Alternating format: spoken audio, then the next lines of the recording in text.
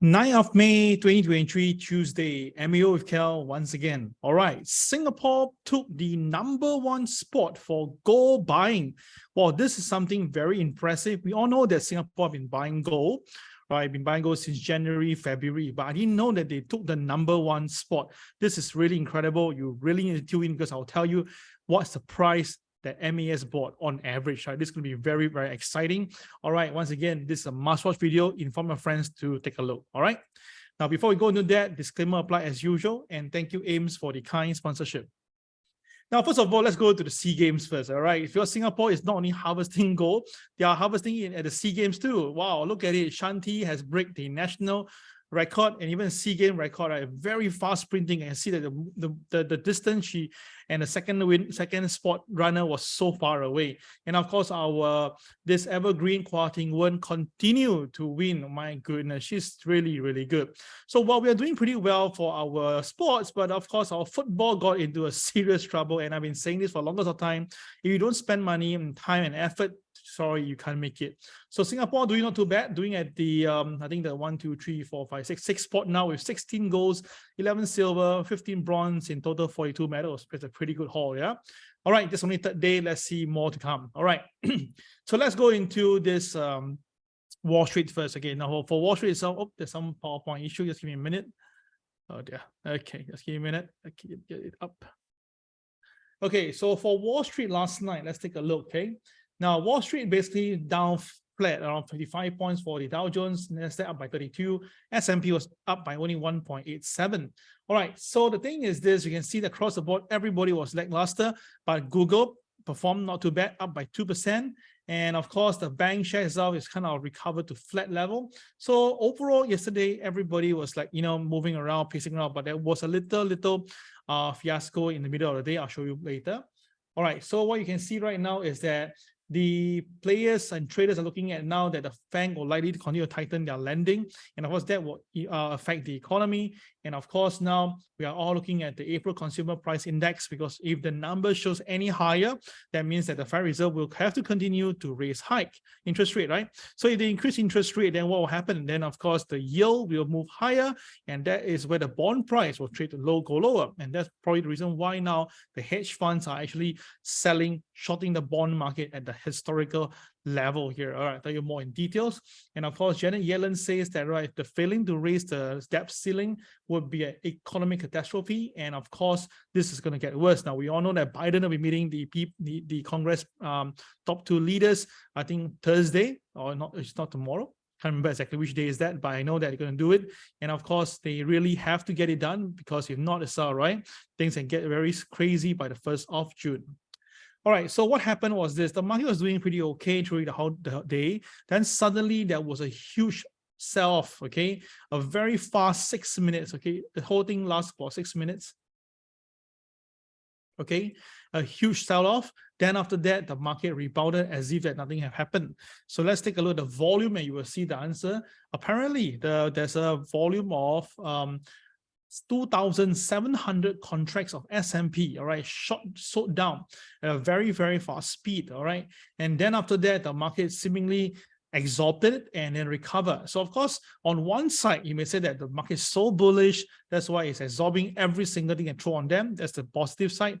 On the negative side, that means that there's some funds are actually dumping the position right now because they know something that we don't know. Well, I don't know about that, but we will be watching this very closely, because when when a market moves like this, it's all right. It's a very good telltale sign.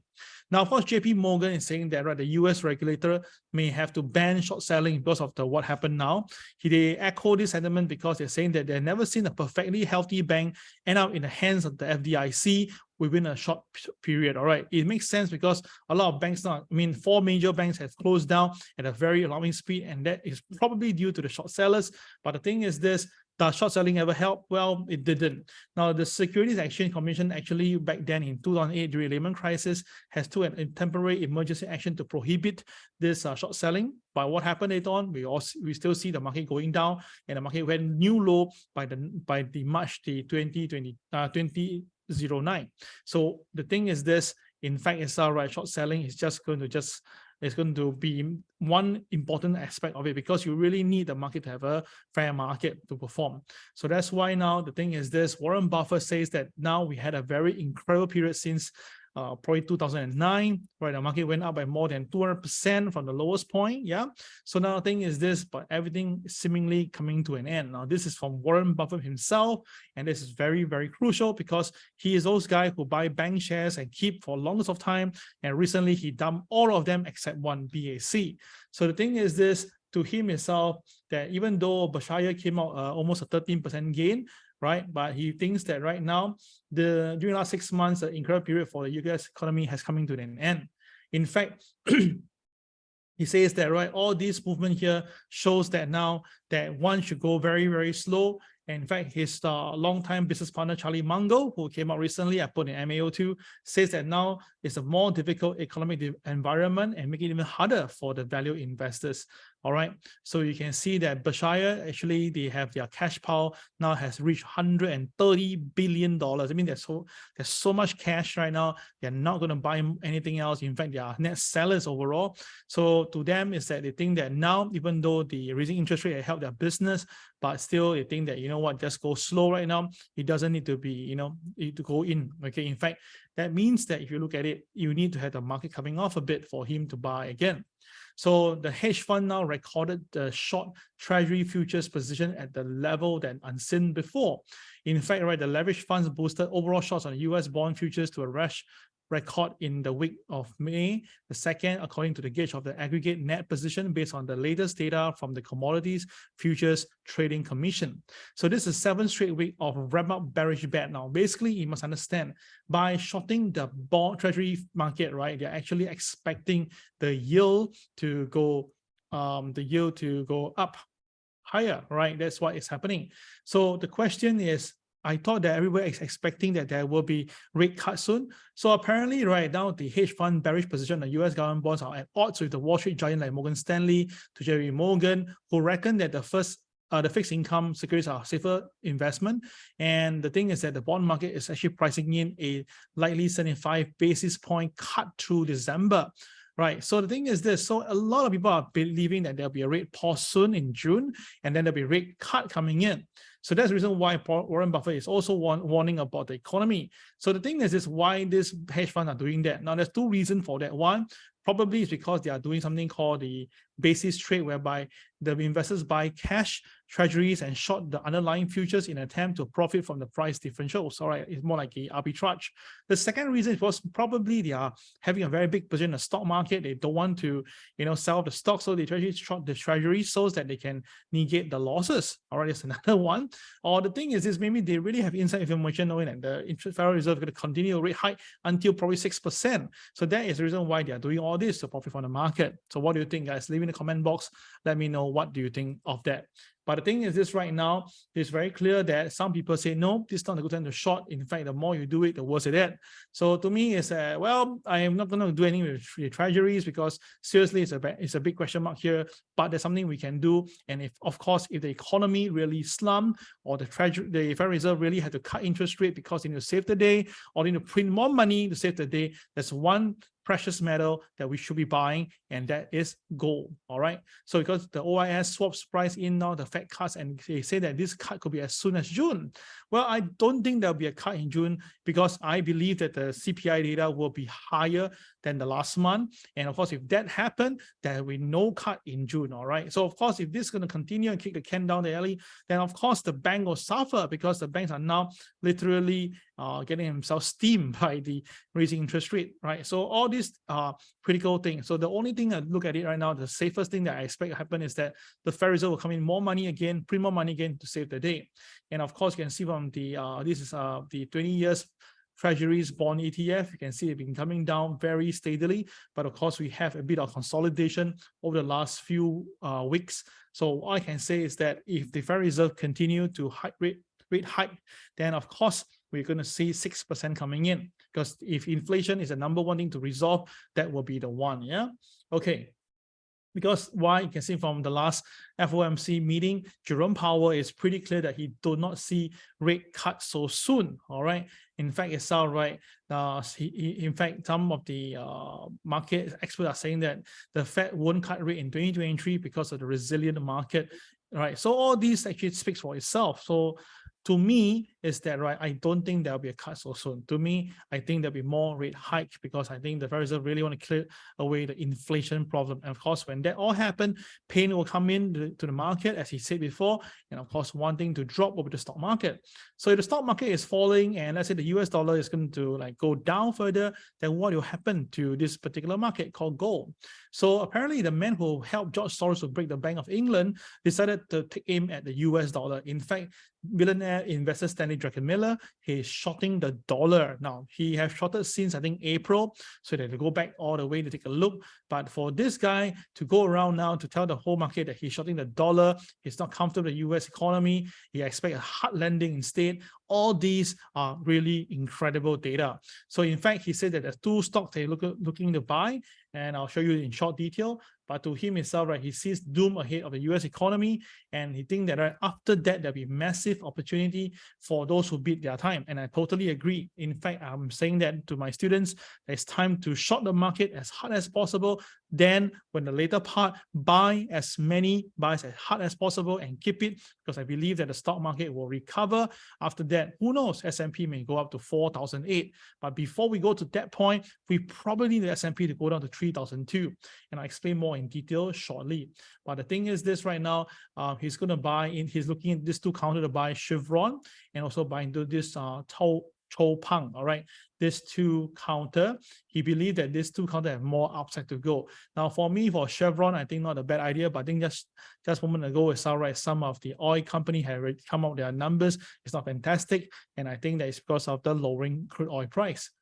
Now, the thing is that for Druckenmiller, he warns that the US debt crisis is worse than he imagined. In fact, he gave a very strong statement. He feels that right now it's like sitting on the beach of Santa Monica, worrying about whether a 30-foot wave will damage the pier when you know there's a 200-foot tsunami just 10 miles out. Let me show you the video. It's pretty cool. Let's take a look. Crisis is worse than he imagined, and that the Fed is fueling reckless behavior. In a speech Monday at USC's Marshall School of Business, the hedge fund investor said, quote, "The fiscal recklessness of the last decade has been like watching a horror movie unfold." Joining us now is Dana El-Baltaji, Bloomberg managing editor for credit. And Dana, I thought it was also interesting that he said, you know, watching the debt ceiling debate, it is like worrying about a 30-foot wave when there's a 200-foot tsunami coming in 10 miles behind it. I think he's absolutely right in describing it that way, because at the end of the day, will the US default?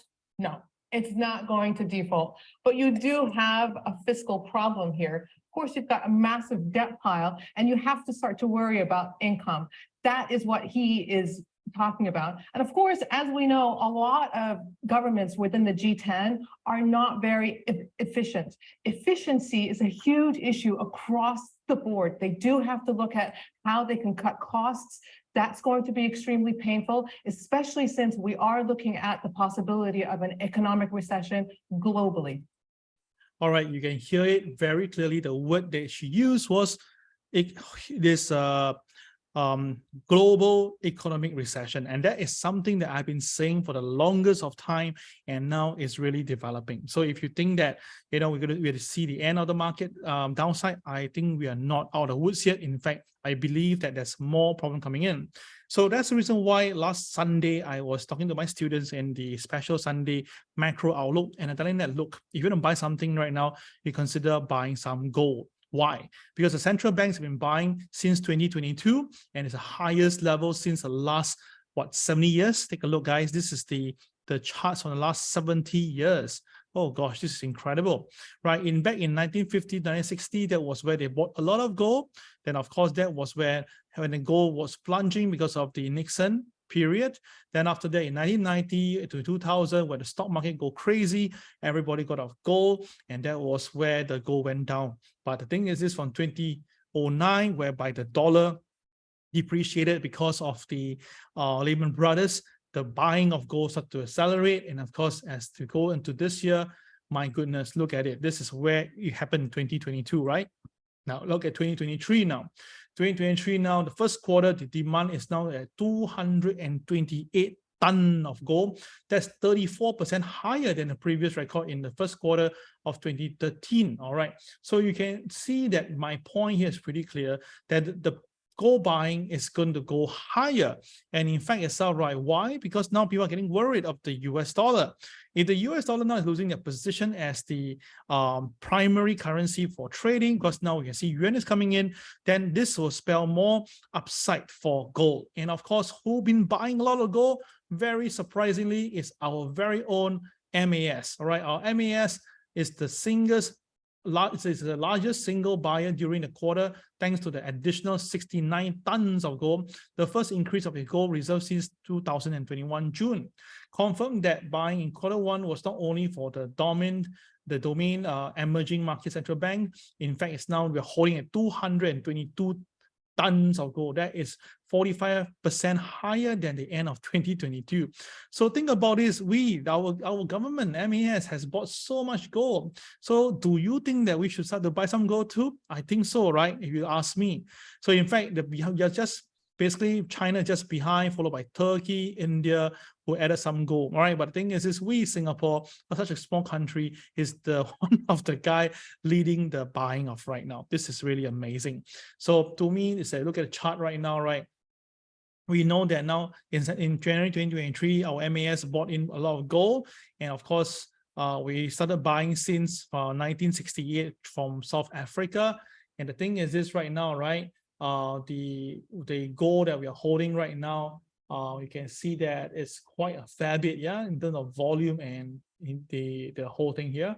And the thing is this, for us right now, the average price, you may want to ask right now, how much are we holding? Apparently now, right, by the end of 2023, January, we are now holding about $4.5 billion worth of gold. And that will give you a rough estimated price about 1912. That means that gold price that we are having right now, the average buy price 1912. So where is gold price now? Down about 2020 to 30. So if you ask me, right, not too far away. So if the gold do come down anytime to below 2000, I think pick some gold and keep. If you think that you go lower, then by all means use whatever technical that you have to assist you to make your gold investment better. But of course, same thing again, you must understand during the financial crisis, gold is usually the first one to be sacrificed first before the market recover on it, because that's where the markets have realized that they need to get the Federal Reserve to save the day, so the dollar will fall, and that's why gold price will go higher. So you look at the gold chart right now, right, just showing to you what I share with my students on Sunday. You can see that gold was basically hovering at 2070 range as a high level. In fact, there's a triple top here itself. Can you see that? All right, and the latest bid is 1616. So if we do the projection itself, right, we can see gold going up to above 2300 level. So the thing is this, if you ask me that when is the US recession will come in officially, in my opinion, it should be around 21st of August to 21st of September. And if that will happen, I think by then gold should be able to come up to 2300 level. So in fact, it's all right. I was just telling people that my target for gold reaching 2218 seemingly is really very possible. Maybe by this year, we should be able to see it. All right. So let's see whether my forecast will come true. Anyway, come to gold forecast and pretty decent. Okay.